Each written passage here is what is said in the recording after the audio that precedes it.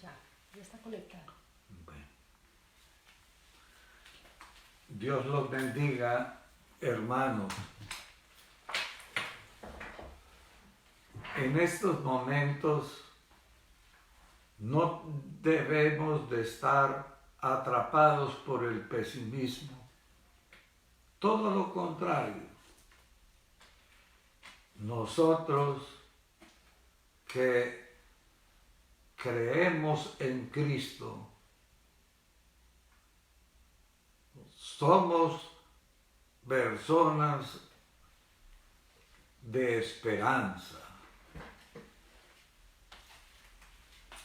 Nuestra cosmovisión acerca de la vida y de la muerte cambió completamente cuando oímos el Evangelio y entendimos el contenido de su mensaje.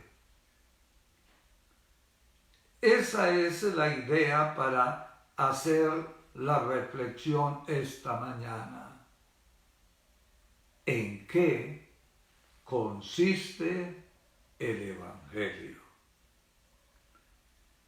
Pero antes de entrar a analizar el tema, vamos a hacer una oración de corazón. La vamos a hacer por nuestros conciudadanos. La vamos a hacer por ellos porque no somos sectarios. No. Somos cristianos. Y el dolor ajeno es nuestro dolor. Y por eso nuestra oración, intercediendo por ellos, aun por los que no conocen y que en su ignorancia aborrecen el Evangelio y nos rechazan a nosotros. Pero nosotros no debemos devolver mal por mal. Todo lo contrario. Si nuestro enemigo tiene hambre, le damos de comer. Si tiene sed, le damos de beber. Y si está angustiado, como están muchos ahora, les damos palabras de esperanza. Vamos a orar por los habitantes de este planeta. Que Dios les permita conocer lo que aún no han conocido y que quienes lo han conocido lo valoren, porque es una verdadera bendición recibir el Evangelio de Jesucristo. Vamos a orar por nuestros familiares. Trátese de las esposas, trátese de los esposos, trátese de los hijos, de los sobrinos, de los primos, que participan de la misma fe nuestra, o todo lo contrario. Pero en momentos así es cuando con mayor razón debemos de orar por todos, incluidos ellos. Vamos a orar también por los pastores de las iglesias, por los diáconos, por los miembros de las iglesias. Que Dios nos guarde. Pero vamos a orar también por los profesionales de la salud.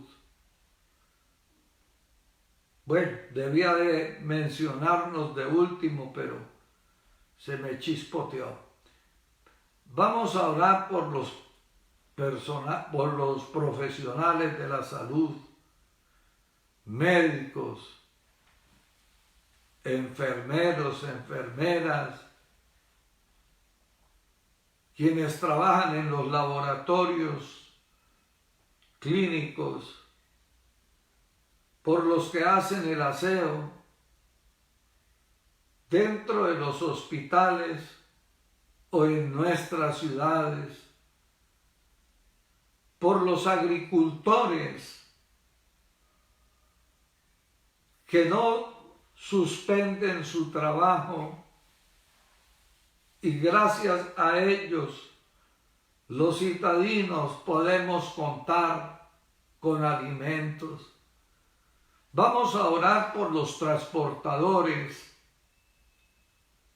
porque ellos son los encargados de traer los alimentos del campo a la ciudad. Vamos a orar los unos por los otros, siendo conscientes que Dios oye nuestra oración. Jesús dijo: todo lo que pidiereis al Padre en mi nombre. Y fuera bueno que leyéramos cómo fue que Él terminó esa palabra dada a los discípulos. Todo lo que pidiereis al Padre en mi nombre. No hay restricción, no hay límite para pedir. Todo lo que pidiéremos al Padre, así lo dijo Jesús. Todo lo que pidiereis al Padre en mi nombre, lo haré. No dijo lo hará, dijo lo haré. Y la razón no es otra, sino la misma que Él dio. Yo y el Padre uno somos. Jesús no era otro, sino el propio Dios manifestado en carne. Y Pablo le decía a Timoteo en su primera epístola, en el capítulo 3, en el verso 16, que indiscutiblemente grande es. ¿Qué cosa, Cirita? El misterio de la piedad. ¿El misterio de qué? De la piedad. De la piedad. Hay que ponerle cuidado a esa palabra. ¿En qué consistió la piedad y el gran misterio que en ella se encierra por todo lo que Dios hizo en beneficio nuestro? Empecemos a describirla. Dios fue manifestado en carne. Él no nos ha dejado solos. Aleluya, aleluya. Vamos a orar. Amén. Pero hagámoslo como Jesús lo hizo. Señor, a ver, empiece a pedir. Padre Celestial, te agradecemos, Eso, Señor, en este Padre día, Celestial. por tu amor, tu misericordia, Señor, por tu presencia en nuestra vida. Gracias, Señor, por tus promesas, Señor. Gracias porque tú has prometido estar con nosotros todos los días hasta el fin del mundo. Gracias, Señor, porque podemos contar con tu paz, Señor, con la tranquilidad que das a nuestras almas en momentos difíciles, Señor Jesús. Más fuerte. Gracias, Padre Celestial, porque tú eres amoroso, tú eres bueno, Señor, has sido fiel para con cada uno de nosotros, Señor. no porque lo merezcamos, sino porque tu misericordia y tu amor es muy grande, Señor, para nosotros. Padre Celestial, en este momento estamos delante de tu presencia. Están los hermanos en sus casas, reunidos con sus familias. Señor, escuchando esta transmisión a través de la cual vamos a predicar tu palabra, vamos a alabar tu santo nombre, porque tú has dicho, Señor, que los cielos y la tierra pasarán, pero tu palabra no pasará. Y estamos predicando, Señor, esa palabra de amor, esa palabra de misericordia, esa palabra que guía al hombre hacia ti, Señor Jesús. En este momento, Señor, colocamos estas peticiones que ha nombrado mi esposo, Señor, a raíz de esta pandemia que estamos sufriendo, Señor, que estamos viviendo en este planeta, Señor, pero tú tienes un propósito con esto, porque todas las cosas están bajo tu control, Señor. Sabemos que aunque haya temor, aunque haya miedo, aunque haya angustia, Señor, tú tienes todo bajo control, Señor, y nosotros somos tus hijos, y tendrás un propósito con ello también para nosotros, Padre Celestial. Solamente te pedimos en este momento, Jesús de Nazaret, que no falte nuestra fe, que tú fortalezcas nuestros corazones, que nos llenes de tu presencia, Señor, para poder resistir en el día malo. Y este es un día malo, Señor, para la humanidad.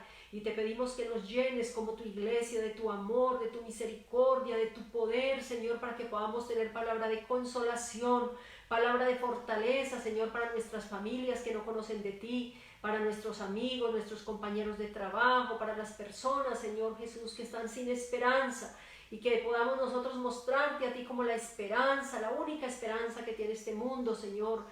Tú tienes todo bajo control, tú eres un Dios todopoderoso, Señor. En este momento estamos clamando, Señor, por las personas que se encuentran angustiadas, por las personas que se encuentran desesperanzadas, Señor, para que tú seas consolando los corazones, fortaleciéndolos, Señor. Te pedimos también por las personas que están directamente involucradas en la atención a los enfermos, Señor, a las personas que han sido infectadas, a las personas que están siendo en este momento pasando por momentos difíciles, Señor, que están moribundas, que están a punto de pasar a la eternidad. Te pedimos por esos equipos de trabajo, los equipos médicos, de enfermería, de auxiliares, de laboratoristas, los aseadores, todas las personas, Señor, que tienen que estar en el frente, Señor, atendiendo esta emergencia sanitaria. Señor, seas tú dándoles valor, dándoles fuerza, dándoles coraje, Señor, llenándolos de mucha esperanza y de mucha fuerza para que ellos puedan hacer este trabajo, Señor. Yo sé que tú has bendecido el trabajo de ellos, porque ellos también trabajan, Señor, para la vida, para la conservación de la salud y de la vida de las personas, Señor. Y esa es una misión que tú has bendecido, Señor Jesús, y por eso te pedimos y te suplicamos que los bendigas y los fortalezcas, Señor, los guardes, los rodees, Señor, como con un escudo de protección alrededor de ellos, para que no sean alcanzados por este virus y ellos puedan, Señor, hacer su trabajo. Bendice sus familias, guarda sus familias, Señor. Te damos las gracias en esta mañana por contar contigo. Amén. Amén, Alcibita. En el Evangelio según Juan, en el capítulo 14, versos 13 y 14, están las palabras que cité. Todo lo que pidiereis al Padre en mi nombre, lo haré. Amén. Él sabía por qué decía lo haré y por qué no dijo lo hará. El asunto es que usted y yo podamos comprenderlo y que valoremos lo que es la piedad de Dios con nosotros a un punto tal que se manifestó en carne. Pensó como nosotros pensamos, habló como nosotros hablamos, sintió como nosotros sentimos. Y por eso en el Evangelio se dice que Él tuvo compasión de sus congéneres, de quienes vinieron a ser sus hermanos, porque los vio como ovejas sin pastor. no había quien cumpliera con esta función espiritual correctamente. Pero Él, el buen pastor, fue quien vino a dar su vida por las ovejas. Qué bueno fuera, Alcirita, que usted me colaborara leyendo el Salmo 23. Jesús es el buen pastor. Ese pastor que se menciona en la ley de Moisés, en los profetas y en los salmos. Así lo identificó el dulce cantor de Israel, el rey, el poeta, el músico, David. Amén. Jehová es mi pastor, nada me faltará. En lugares de delicados pastos me hará descansar. Junto a aguas de reposo me pastoreará. Confortará mi alma, me guiará por sendas de justicia, por amor de su nombre. Aunque ande en valle de sombra de muerte. Ahí.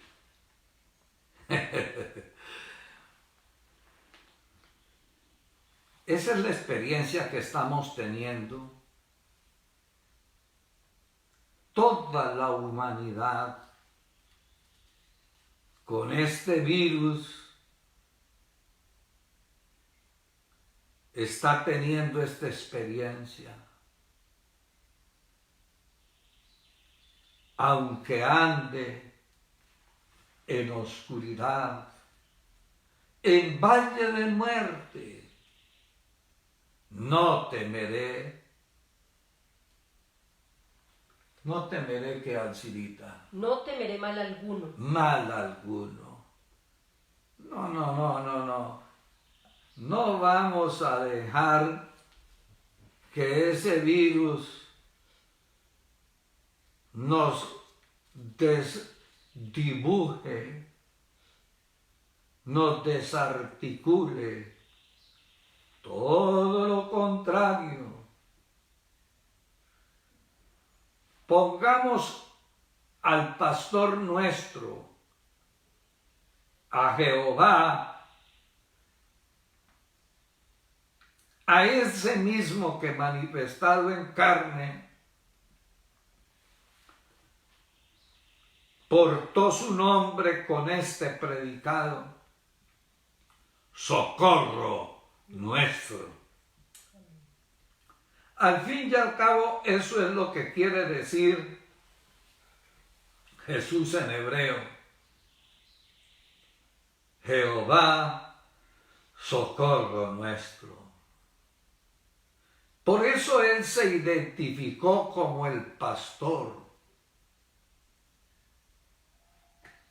Y lo hizo porque Él era ese pastor al que le cantaba el salmista.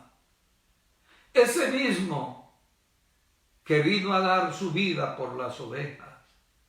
Ese que no abandona a las ovejas cuando andan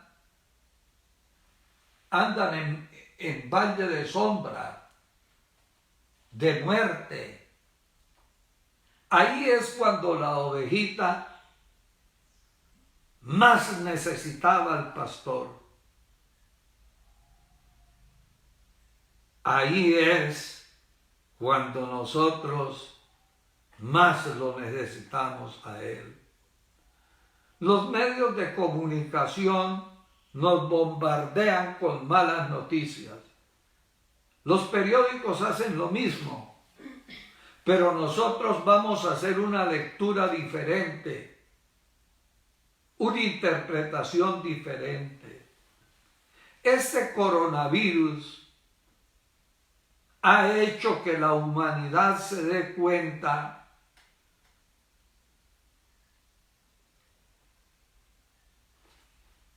que somos los hijos de los hombres. Aquí no hay ni países desarrollados ni en vías de desarrollo. El muro de Trump en la frontera con México no sirve para el coronavirus.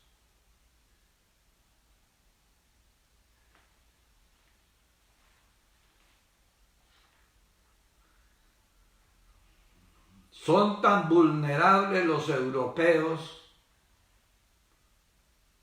como los que están en África, en el norte, en el centro o en el sur de América. Este virus ha hecho que tomemos conciencia que somos la humanidad, somos una sola. Y aquí necesitamos de ayudarnos todos. Y yo creo que en medio de todo este negativismo hay algo muy bueno. Estamos comenzando a tener conciencia.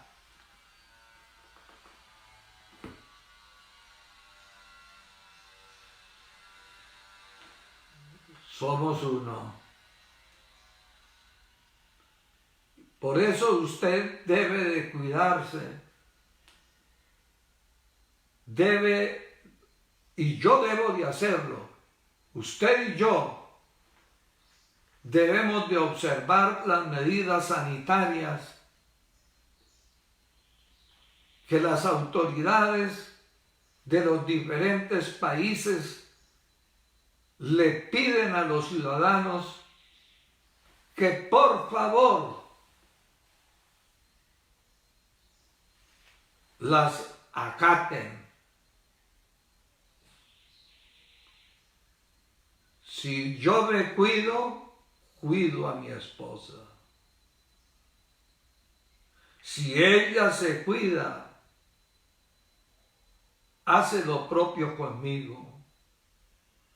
Si mis vecinos se cuidan, ellos también me cuidan. Si yo me cuido, yo los cuido también a ellos. Este virus rompió las fronteras denominacionales. Aquí no se trata de quien sea católico, bautista, presbiteriano, pentecostal, ateo. Este coronavirus ha estado haciendo algo muy bueno, y es que tomemos conciencia que tenemos necesidad los unos de los otros. Este coronavirus está haciéndonos tomar conciencia de nuestra temporalidad. En las Sagradas Escrituras se nos enseña eso, pero también se nos enseña otra cosa. Y es esa otra cosa la que yo quisiera que nosotros tuviéramos en cuenta. ¿En qué consiste la buena noticia que Jesús al venir nos trajo? Vamos a cantar algo, Alcilita. Yo no soy buen cantante, pero...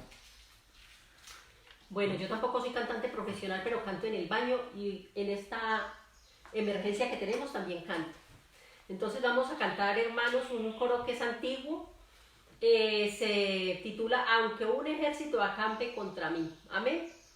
Si nosotros llenamos nuestro corazón de la palabra de Dios y de cánticos, vamos a estar fortalecidos en el Señor. Amén. Dice este canto así: aunque un ejército acampe contra mí, no temerá mi corazón. Aunque un ejército acampe contra mí, no temerá mi corazón. Aunque contra mí se levanten guerras, yo estaré confiado en mi Jesús. Aunque contra mí se levanten guerras, yo estaré confiado en mi Jesús. No puede estar triste un corazón que tiene a Cristo. Amén. No puede estar triste un corazón que alaba a Dios. No puede estar triste un corazón que alaba a Cristo. No puede estar triste un corazón que alaba a Dios. No, mejor me quedo Por callado. eso le canto, aleluya. No puede estar triste un corazón que alaba a Dios. Por eso le canto, aleluya. No puede estar triste un corazón que alaba a Dios. Vea, yo le pido a los miembros de la iglesia que tomemos conciencia de lo que dice este cántico. No puede estar triste un corazón que tiene a Cristo. Que tiene a Cristo. Amén. Y la Biblia da razones para eso. En el Evangelio según Juan, en el capítulo 1, en el verso 4, le voy a pedir a mi esposa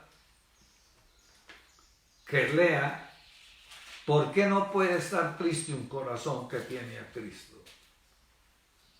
Capítulo 1, verso 4. En él estaba la vida, y la vida era la luz de los hombres. ¡Claro que sí!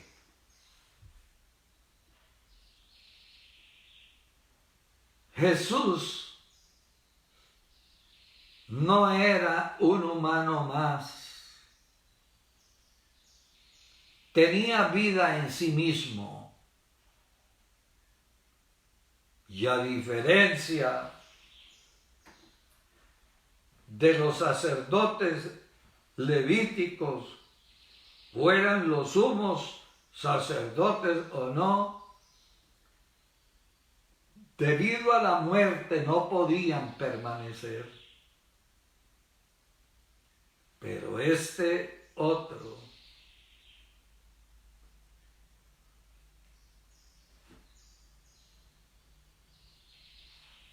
tenía y tiene vida en sí mismo. En él se cumplió lo que el profeta Oseas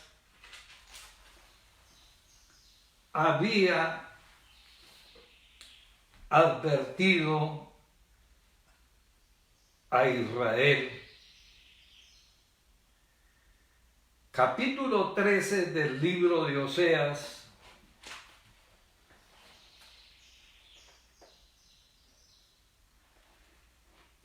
verso 4.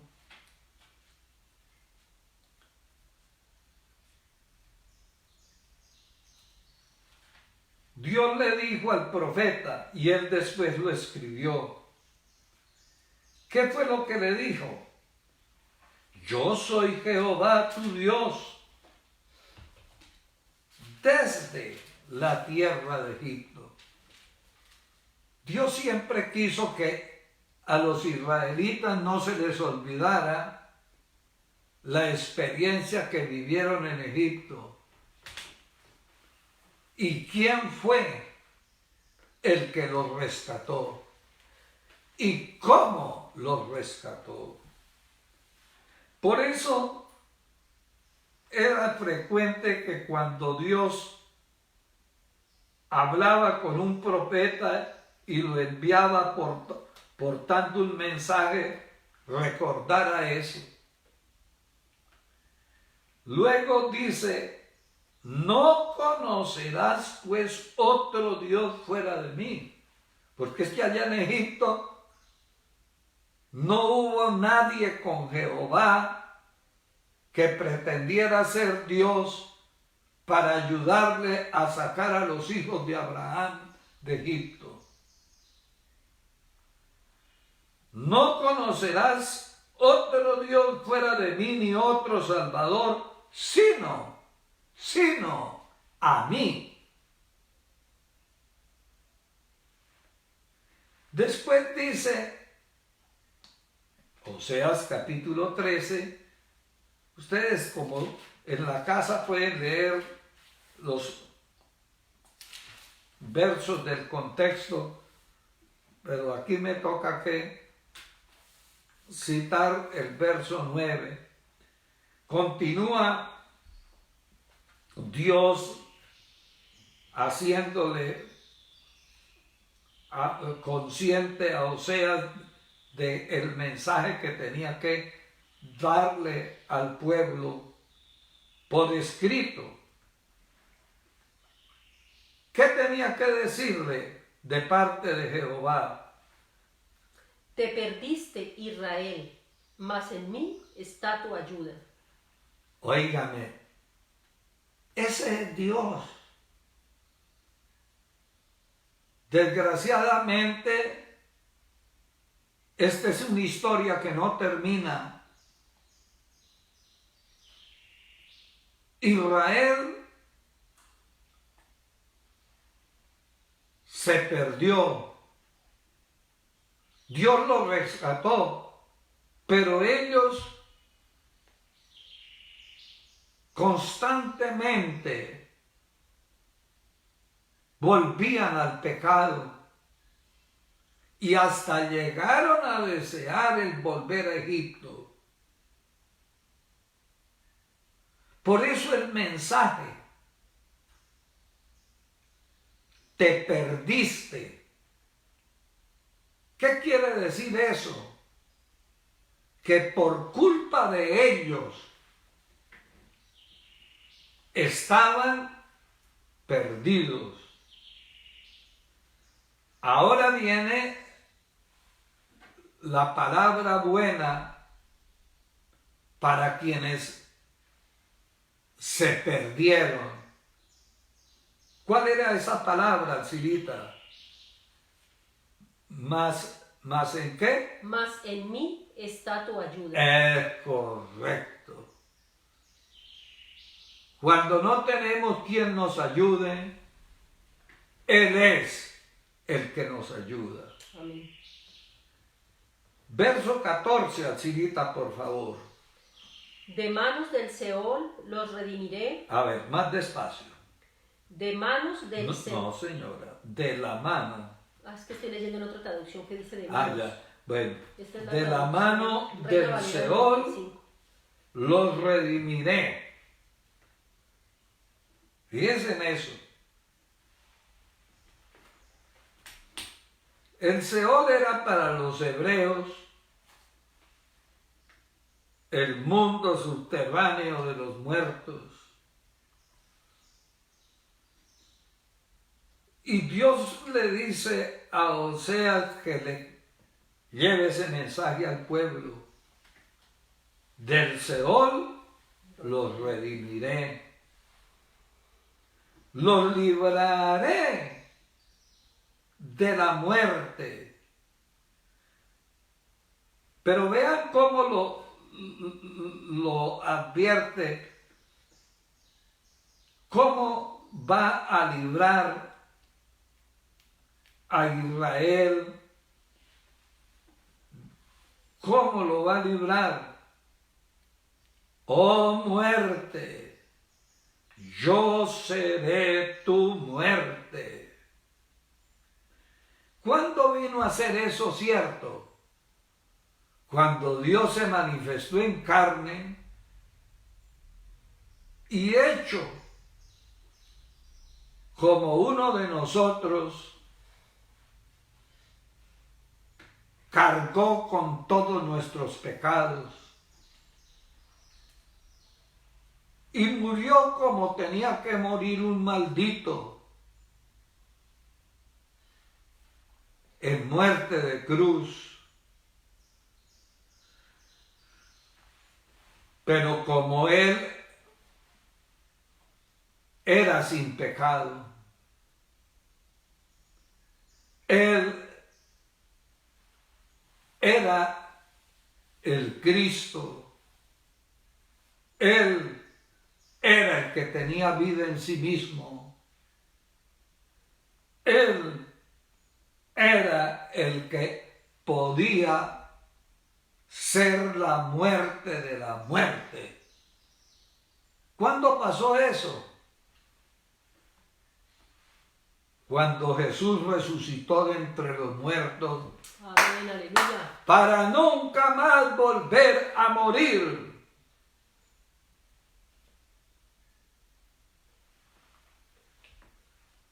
Hace tiempo, el siglo IV, se dio una discusión dentro del cristianismo y había quienes negaban la divinidad de Cristo, dando como razón el que si era Dios no podía morir. Agustín, obispo de Hipona, teólogo,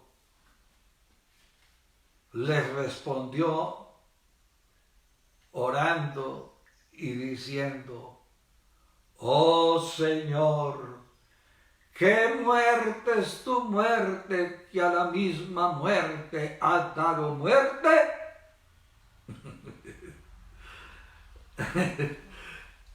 La muerte de Jesús con su resurrección terminó siendo la muerte de la muerte. Amén, aleluya. Por eso, cuando Pablo estaba en Antioquía de Pisidia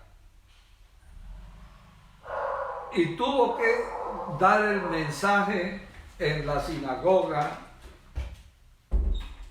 él hace una remembranza de todo lo que había sucedido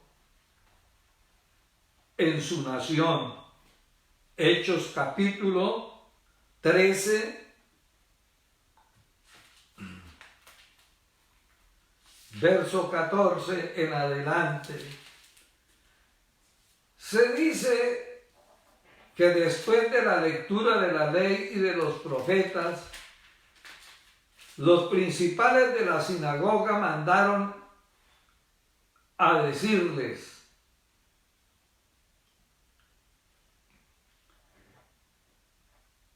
¿qué les mandaron a decir? Varones hermanos, si tenéis alguna palabra de exhortación para el pueblo, hablad. Ay, ¿y a quién le fueron a decir eso? Ay, ¿a quién le fueron a decir eso a Pablito? ¿Y quién dijo miedo? Levantándose hecha la mano de silencio con la mano dijo. ¿Qué dijo Alcirita? ¿Versículo? Ojalá en una misma versión, Alcira, para que no nos embolatemos. Una misma traducción. Venga, leo la suya. Ah, bueno, lea la mía, pues yo la presto. ¿Dónde? ¿En qué versículo está leyendo? Estaba leyendo aquí, verso 16, donde dice que levantándose, hecha señal de silencio con la mano, dijo: varones israelitas y los que teméis a Dios, oíd. ¿Y qué era lo que tenían que oír? El Dios de este pueblo de Israel escogió a nuestros padres y enalteció al pueblo, siendo ellos extranjeros en tierra de Egipto, y con brazo levantado los sacó de ella. Y por un tiempo como de 40 años los soportó en el desierto. Alcibita, fíjense que era recurrente, sea cuando los profetas hablaban por el Espíritu de Dios o fueran los apóstoles, el tener en cuenta la experiencia que se vivió en Egipto por parte de los hijos de Israel. Allá solo hubo uno, no dos, no tres, no cuatro, ni cinco, ni seis, uno solo. Por eso, en el libro de la ley, se concientiza a Israel de esto.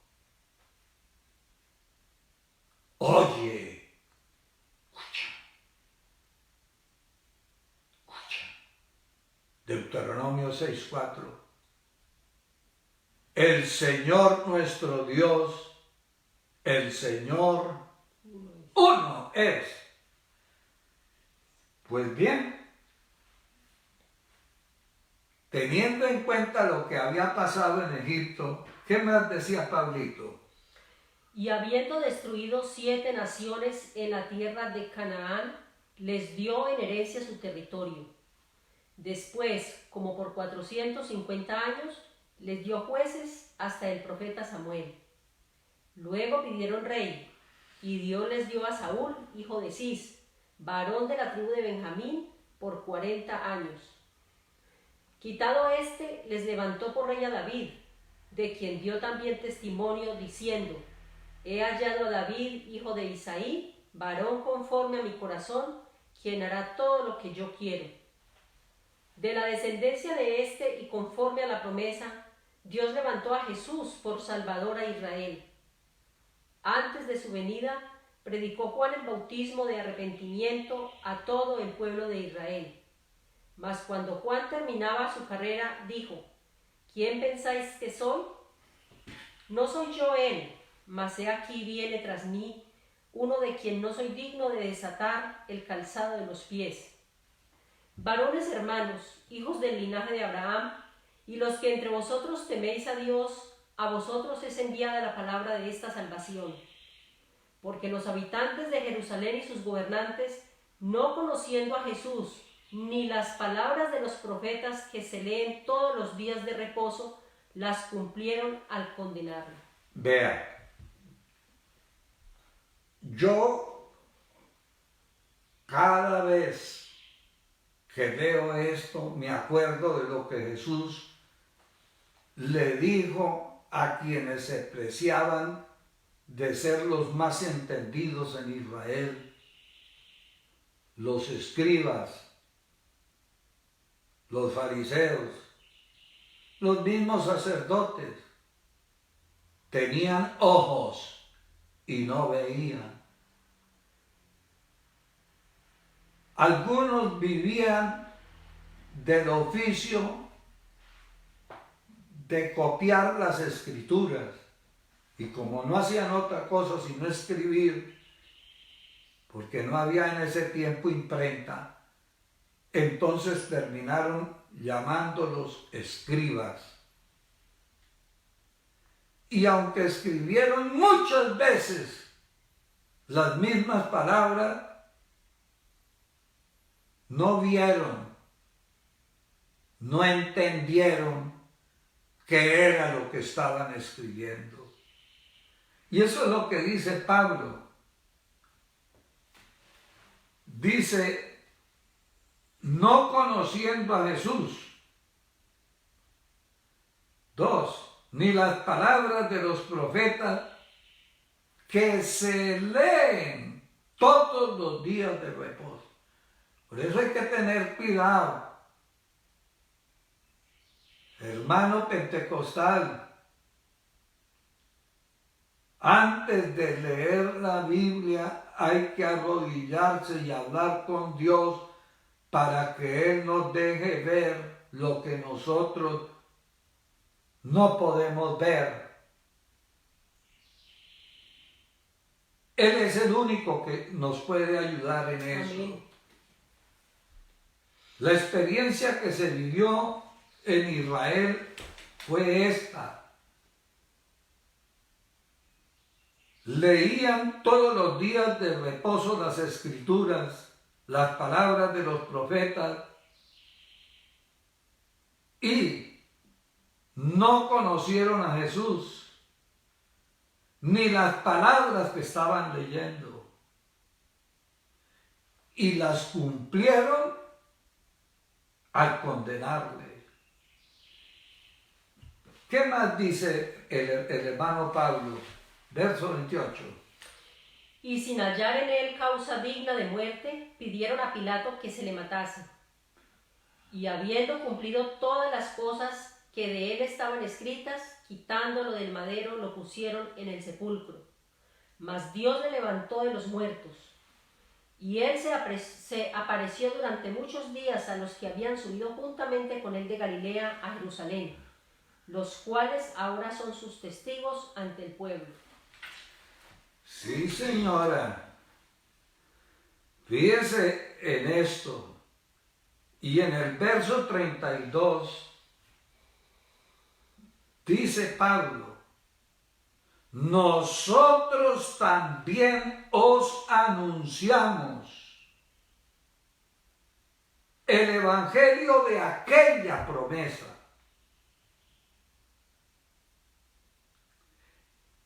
hecha a nuestros padres, la cual Dios ha cumplido a los hijos de ellos, a nosotros. ¿Y cómo la cumplió al sirita? ¿Resucitando a quién?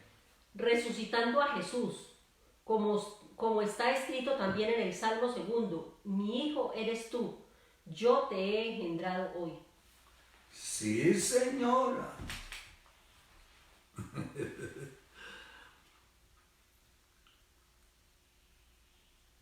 Es que el evangelio, sin la resurrección de Cristo, no podría ser una buena noticia.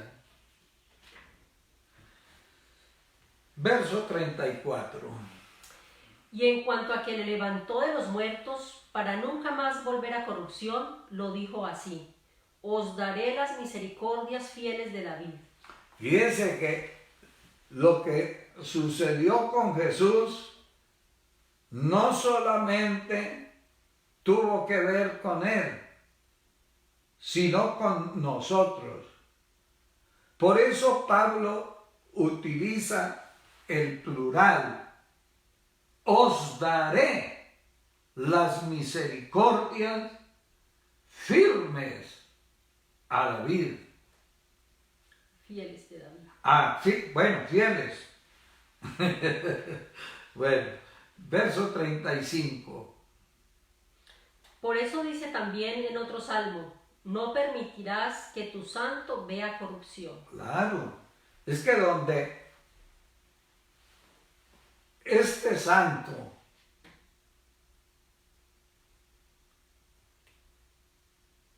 hubiera visto corrupción,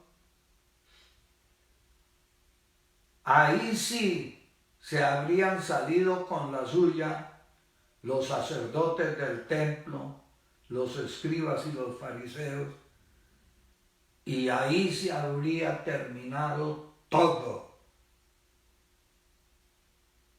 A estas alturas nadie podría creer que Jesús fuera el Cristo. Pero Él no permitió que su santo viera corrupción.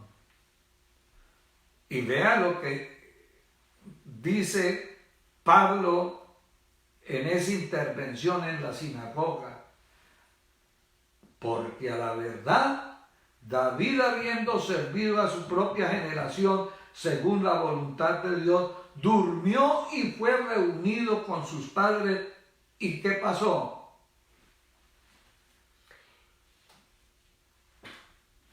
Vio corrupción. Con sus padres y vio corrupción. Mas aquel a quien Dios levantó no vio corrupción. Y es que él lo advirtió con anticipación cuando fue y purificó el templo y le dijo a los que estaban allí: destruid este templo y en 3 días lo levantaré. Y ellos pensaban que estaba refiriéndose a ese templo que había restaurado Herodes, esa mole de piedra que en 40 años había sido reconstruido. Y le dicen, que viene usted a decir sí, que va a levantar en 3 días lo que se demoró 40 años en levantar. Y Jesús les estaba diciendo, no respecto al edificio donde se encontraban y que él estaba purificando, se estaba refiriendo a su cuerpo, porque el cuerpo de él era el templo donde habitaba la plenitud de la divinidad. Amén. Evangelio según Juan, capítulo 2, verso 19 al verso 22. Por tanto, fíjense, Jesús estaba hablando de una cosa y ellos estaban entendiendo otra. Por tanto, cuando resucitó de entre los muertos, sus discípulos se acordaron. ¿De qué se acordaron? Se acordaron que había dicho esto y creyeron en la escritura y la palabra que Jesús había dicho. Cuando usted lea el pasaje se va a dar cuenta que los traductores no colocan una coma antes de la I. ¿Por qué? Porque los que creyeron en la escritura estaban creyendo en la palabra que Jesús había dicho. Porque el espíritu de él fue el que habló por los profetas. Por esa razón, Pablo en Antioquía de Pisidia dice, volvemos a Hechos capítulo 13, verso 36. A la verdad David, habiendo servido a su propia generación, según la voluntad de Dios, durmió y fue reunido con sus padres y vio corrupción. Mas aquel a quien Dios levantó no vio corrupción. Saber pues esto, varones hermanos, que por medio de él, vea cómo planteaban esto los apóstoles, por medio de él se os anuncia perdón de pecado. Los apóstoles no creían que tenían la potestad de perdonar pecados. Ellos anunciaban el perdón de los pecados por medio de Cristo. ¿Quién es Cristo? El sumo sacerdote según el orden de Melquisedec. ¿Quién es Cristo? El que ofició no sobre cuerpo ajeno, sino sobre su propio cuerpo, y presentó una ofrenda, una sola, para siempre, para ponerle fin al imperio del pecado. Ese es Jesús.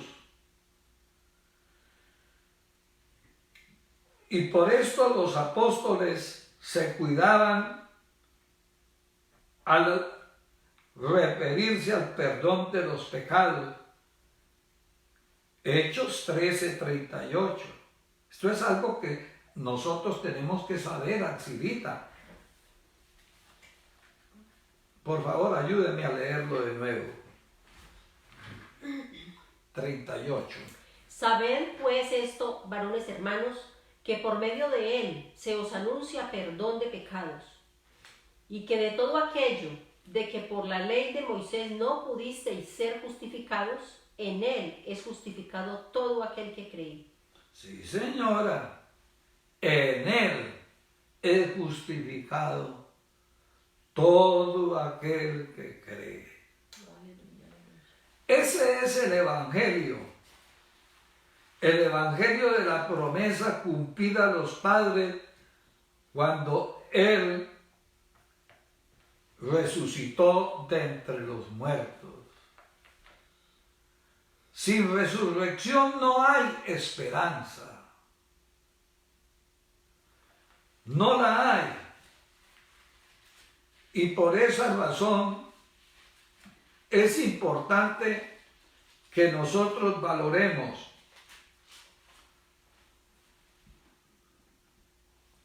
tanto la muerte de Cristo como la resurrección de Él.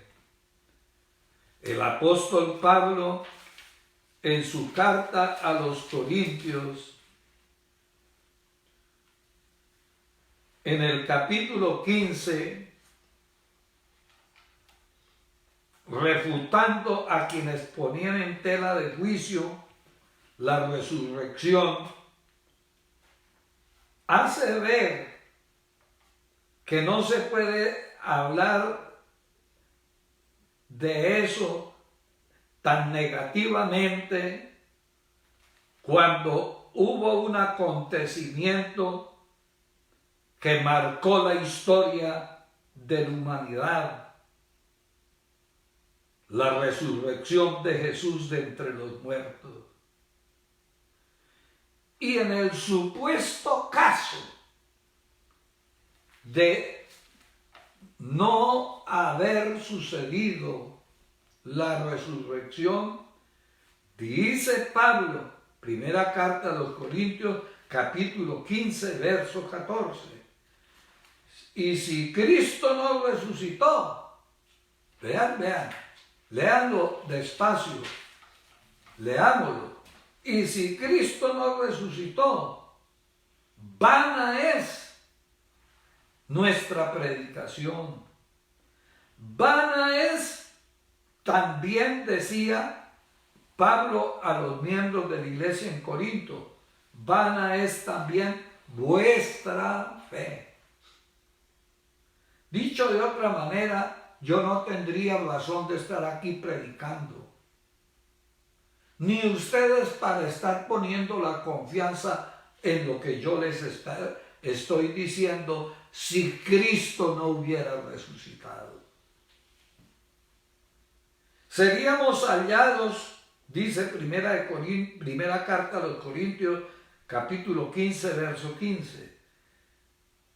Dice que de ser tal cosa cierta, somos hallados falsos testigos.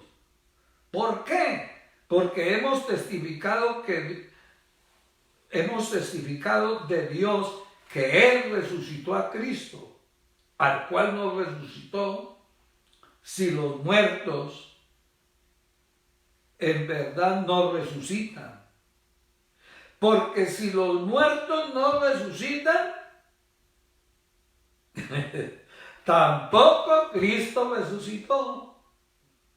Y si Cristo no resucitó, vuestra fe es como. Es vana. Es vana. Vana. Y lo peor de todo, aún estáis en vuestros pecados.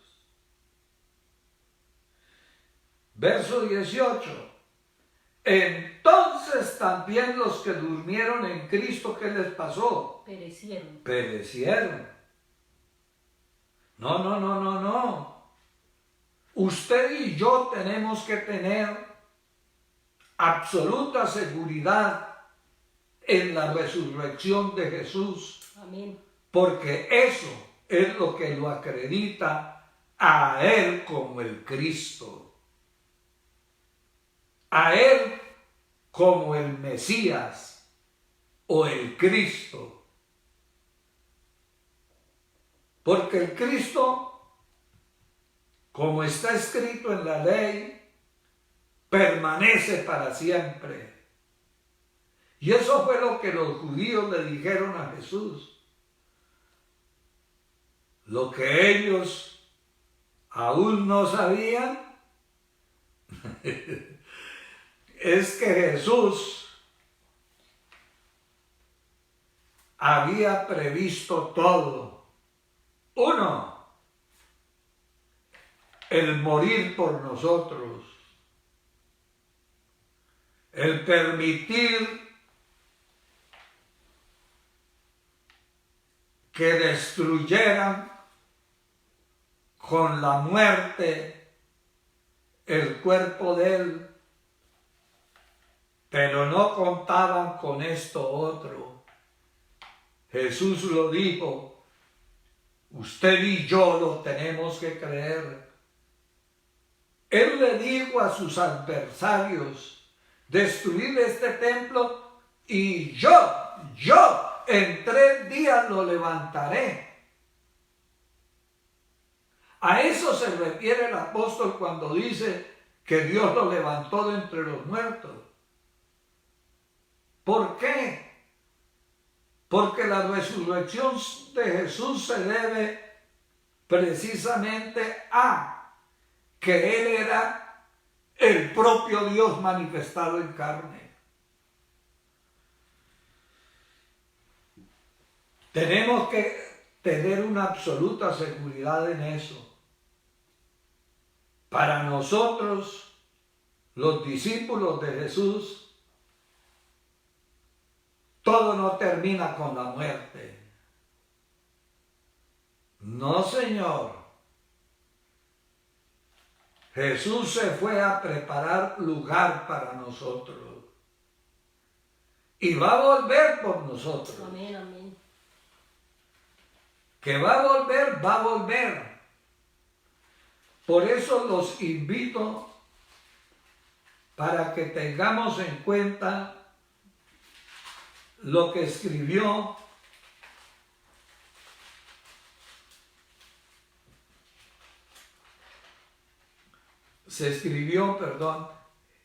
en la carta a los Hebreos, capítulo 9, verso 27. Esto es algo que ya está establecido. Que los hombres mueran una sola vez. No hay reencarnación como algunos dicen. No, Señor. Los hombres mueren una sola vez. Así es. ¿Y qué sigue después de morirse? El juicio. Así también Cristo fue Cristo fue ofrecido una vez para llevar los pecados de muchos y aparecerá por segunda vez, ¿cómo? Sin relación con el pecado. Sin relación con el pecado. Para salvar a los que le esperan. Exacto. ¿Cuánto lo estamos esperando? Amén. Claro que sí. Lo estamos esperando.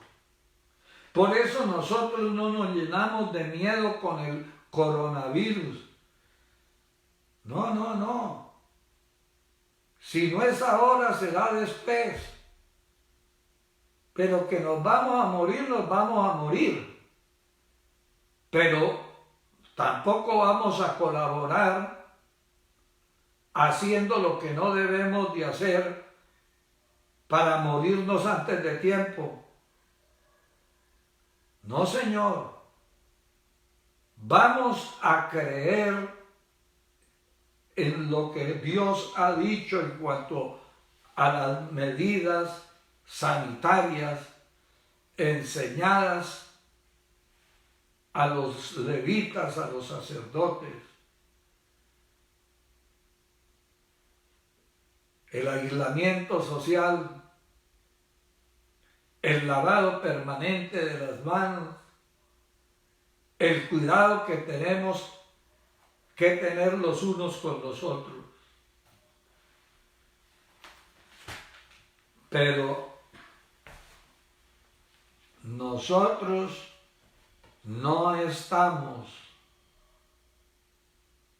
amedrentados por el coronavirus. Nosotros le tenemos más miedo al pecado que al coronavirus. Yo quisiera cerrar esta parte diciendo, el Evangelio es la promesa hecha a los padres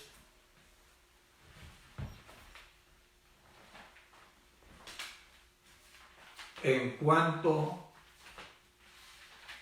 a la resurrección. Por eso el apóstol Pablo, en la carta que le escribe a Timoteo, segunda carta,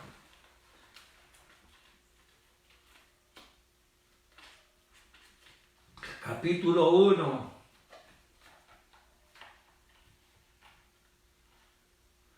dice Pablo, no te avergüences de dar testimonio de nuestro Señor Jesucristo, verso 8. Luego dice, verso 9, quien nos salvó y llamó con llamamiento santo, no conforme a nuestras obras, sino según que Alcilita.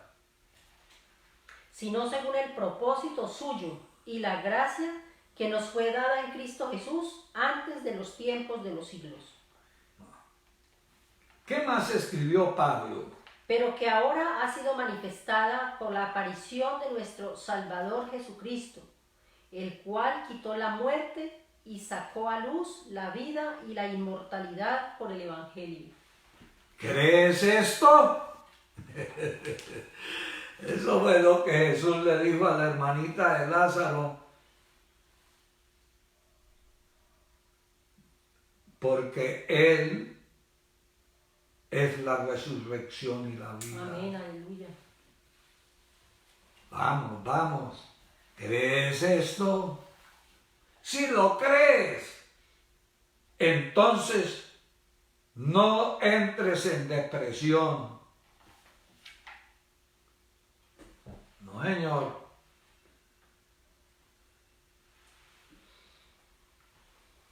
Dice Pablo ahí mismo donde estábamos leyendo al Sira. Sigamos leyendo, a ver. ¿En qué versículo? Sí. En el verso 10, donde dice que con la aparición de nuestro Salvador Jesucristo, Él quitó la muerte. Miren esa palabra, quitó la muerte. Y sacó ¿qué cosa? La vida y la inmortalidad. La sacó a la luz. ¿Cómo? por medio del Evangelio, del cual dice Pablo, yo fui constituido predicador. ¿Cuántos de mis compañeros que están por ahí siguiéndome pueden decir lo mismo? A mí también me constituyeron predicador de ese Evangelio que quitó la muerte y sacó la vida y la inmortalidad. Aleluya. Por eso en el nombre del Señor Jesús, a través de la historia, los enfermos se han sanado y se seguirán sanando. ¿Usted quisiera acompañarme a cantar? Vamos a cantar y a terminar haciendo una oración. Amén. Vamos a cantar otro coro antiguo que es muy lindo, de promesas hermosas del Señor para nosotros. Clamando estoy a ti, Señor. Clamando estoy a ti, Señor. Clamando estoy como el pueblo de Israel. Que tu poder descienda sobre mí y que me cubras con la nube de tu amor. Clamando estoy a ti, Señor. Clamando estoy como el pueblo de Israel. Que tu poder descienda sobre mí y que me cubras con la nube de tu amor. Que tu presencia nunca me falte y que tu gozo sea mi fortaleza. Clamando estoy, confiando en tus promesas. Clama a mí y yo te responderé. Que tu presencia nunca me falte y que tu gozo sea mi fortaleza. Clamando estoy, confiando en tus promesas. Clama a mí y yo te responderé. Aleluya. Muy bien. Quiero terminar haciendo lo que Pedro en su primera epístola, en el capítulo 1, en el verso 3, escribió. Yo quiero hacerlo. Darle gracias al Dios y Padre de nuestro Señor Jesucristo, que según su grande misericordia, note que no es según su misericordia, sino su grande misericordia. ¿Qué fue lo que él hizo que Pedro considera que es una misericordia grande? Nos hizo renacer para una esperanza viva. ¿Cómo, Alcirita? ¿Pero cómo lo hizo? Por la resurrección de Jesucristo de los muertos. Oiga eso. Aleluya. Óigalo. Para una esperanza viva por la resurrección de Jesucristo de los muertos. Tomémonos de las manos, Alcirita, y usted allá también. Dios permita que su esposo, que aún no había creído en esto, ahora crea. Dios permita que su esposa, que no había creído, ahora crea. Dios permita que sus hijos, que no habían creído, ahora crean. Y que puedan renacer a una esperanza viva por la resurrección de Jesucristo de los muertos. Y note para qué. Primera epístola de Pedro, capítulo 1, verso 4. Para una herencia incorruptible, incontaminada e inmarcesible. Dicho de otra manera, no se puede describir. Es demasiado grandiosa esa herencia que nos está reservada. ¿En dónde, Alcirita? En Jamundí. En los cielos. En los cielos. En los cielos. ¿Y eso es para quién? Para vosotros. Sí, Señor. ¿Y quiénes somos nosotros? Los que nos beneficiamos por el sacrificio de Jesús por nuestros pecados y por la resurrección de Él para nuestra justificación. ¿Y qué dice Pedro acerca de quienes tienen esa herencia incorruptible, incontaminada e inmarcesible reservada en los cielos para ellos? ¿Qué dice ahí en el verso 5? Que sois guardados por el poder de Dios mediante la fe para alcanzar la salvación que está preparada para ser manifestada en el tiempo postrero. ¡Claro que sí! ¿Y qué más dice?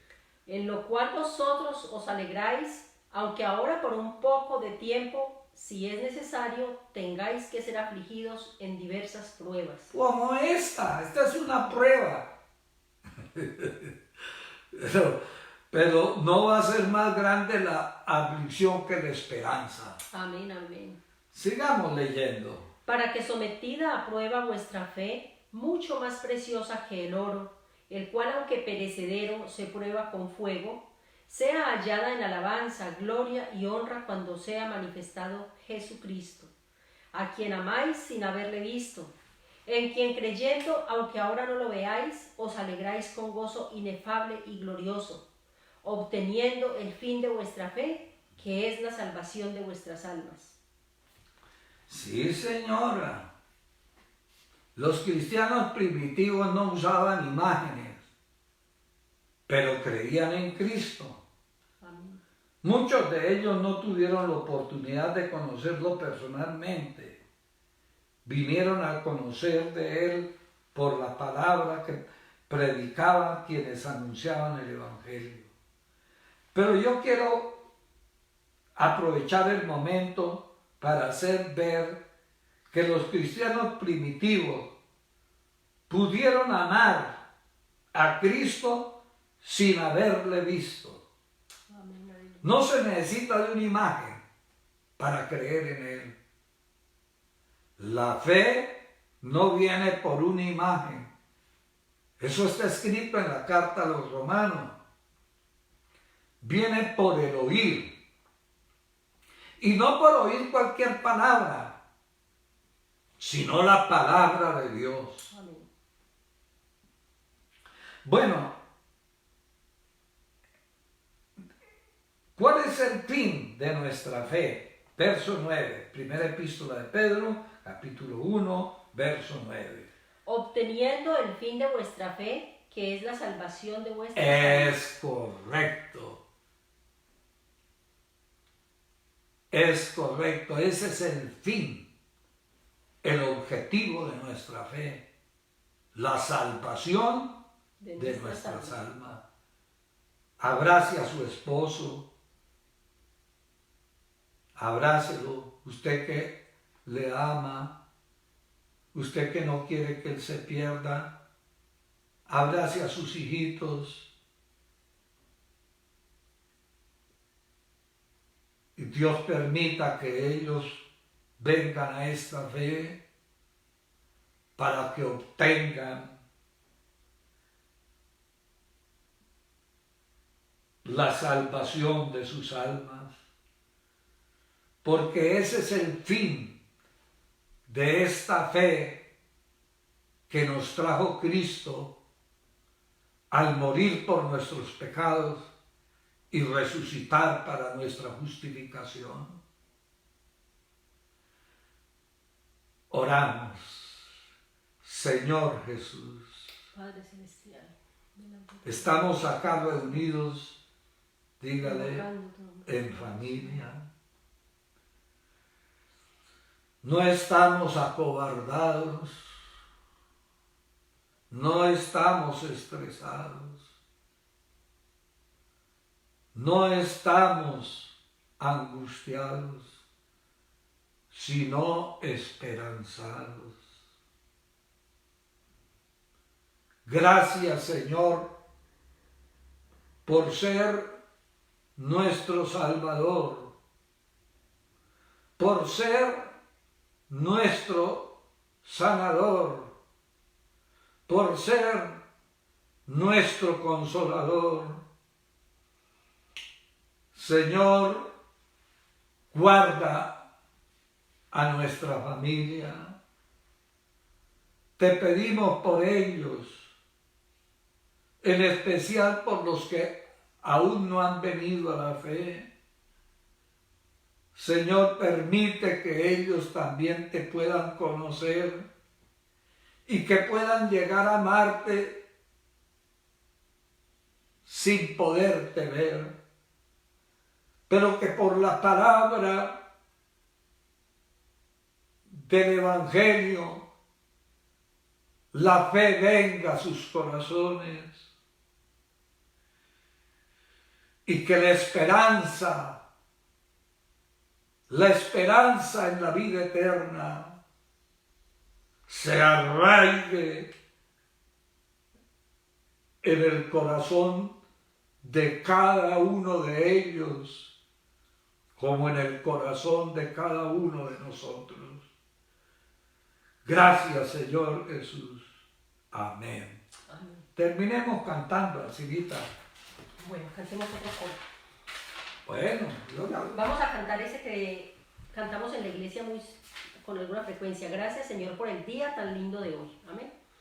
Gracias, Señor, por el día tan lindo de hoy. Gracias, Señor, por la vida y la salud. Gracias, Señor, por el día tan lindo de hoy. Gracias, Señor, por la vida y la salud. Vengo a ti, vengo a ti, vengo a ti, vengo a ti, vengo hoy a ti, vengo hoy a ti, a expresar mi gratitud. Vengo a ti, vengo a ti, vengo a ti, vengo a ti, vengo hoy a ti, vengo hoy a ti, a expresar mi gratitud. Amén. Ricardo Palma escribió un poema muy lindo. No son muertos los que en dulce calma la paz disfrutan de la tumba fría. Muertos son los que tienen muerte el alma y viven todavía. No son muertos los que reciben rayos de luz en los despojos yertos. Busquen esta cita, por favor. Juan 5:24. No son muertos los que reciben rayos de luz en los despojos yertos. Los que mueren con honra son los vivos. Los que viven sin honra son los muertos. La vida no es la vida que vivimos. La vida es el honor, es el recuerdo. Por eso hay muertos que en el mundo viven y hombres que viven en el mundo muertos. De cierto os digo, el que oye mi palabra y crea al que me envió, tiene vida eterna y no vendrá a condenación, mas ha pasado de muerte a vida. Claro que sí.